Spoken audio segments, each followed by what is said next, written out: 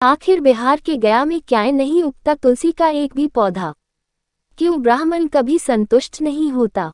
फल्गु नदी सिर्फ नाम की नदी है। क्यों कौवा हमेशा लड़ झगड़ कर ही खा पाता है? कौवा, तुलसी, ब्राह्मण व गाय को माँ सीता ने क्यों श्राप दिया था? इसके बारे में कुछ लोग ही जानते हैं। आइए हम विस्तार से इस बारे में बताते हैं। वाल्मीकि रामायण के मुताबिक वनवास के दौरान भगवान राम, लक्ष्मण और माता सीता पितृपक्ष में श्राद्ध करने के लिए बिहार के गया धाम पहुंचे। वहां ब्राह्मण ने भगवान श्री राम और लक्ष्मण को श्राद्ध कर्म के लिए आवश्यक सामग्री जुटाने के लिए कहा। इस पर भगवान राम व लक्ष्मण नगर की ओर सामान लाने के लिए निकल पड़े। ब्राह्मण देव ने माता सीता से आग्रह किया कि पिंडदान का समय निकलता जा रहा है।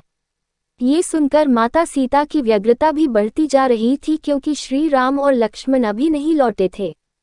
इसी दौरान दशरथ जी की आत्मा ने उन्हें आभास कराया कि पिंडदान का वक्त बीता जा रहा है। ये जानकर माता सीता असमंजस में पड़ गईं। तब माता सीता ने समय के महत्व को समझते हुए ये निर्णय लिया कि वह स्वयं अपने ससुर राजा दशरथ का पिंडदान करेगी। उन्होंने फल्गु नदी के साथ साथ वटवृक्ष, कौवा, तुलसी, ब्राह्मण व गाय को साक्षी मानकर स्वर्गीय राजा दशरथ का पिंडदान विधि विधान के साथ किया। इस क्रिया के उपरांत जैसे ही उन्होंने हाथ जोड़कर प्रार्थना की तो राजा दशरथ ने माता सीता का पिंडदान स्वीकार कर लिया।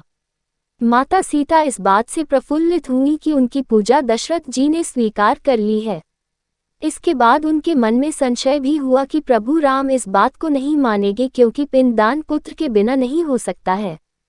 थोड़ी देर बाद भगवान राम और लक्ष्मण सामग्री लेकर आए और पिंडदान के विषय में पूछा।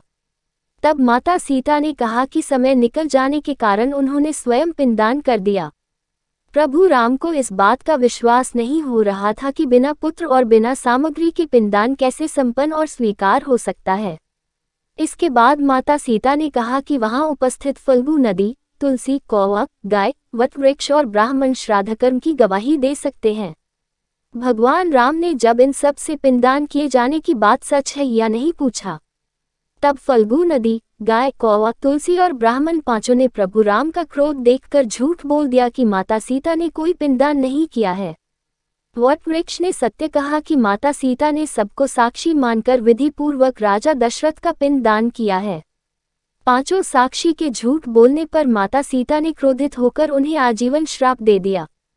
फल्गु नदी को श्राप दिया कि वह सिर्फ नाम की नदी रहेगी, उसमें पानी नहीं रहेगा। इसी कारण फल्गु नदी आज भी गया में सूखी है। गाय को श्राप दिया कि गाय पूजनीय होकर भी सिर्फ उसके पिछले हिस्से की पूजा की जाएगी और गाय को खाने के लिए दर बदर भटकना पड़ेगा। आज भी हिंदू धर्म में गाय के सिर्फ पिछले हिस्से की पूजा की जाती है।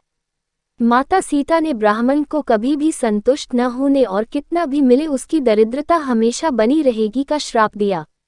इसी कारण ब्राह्मण कभी दान दक्षिणा के बाद भी संतुष्ट नहीं होते हैं। माता सीता ने तुलसी को श्राप दिया कि वह कभी भी गया की मिट्टी में नहीं उगेगी। यह आज तक सत्य है कि गया की मिट्टी में तुलसी नहीं फलती। और कौवा को हमेशा लड़ झगड़ कर खाने का श्राप दिया था। कौवा आज भी खाना अकेले नहीं खाता है। दीर्घायु का दिया था आशीर्वाद। माता सीता ने जहां इन पांचों को श्राप दिया, वहीं सच बोलने पर वटवृक्ष को आशीर्वाद दिया कि उसे लंबी आयु प्राप्त होगी।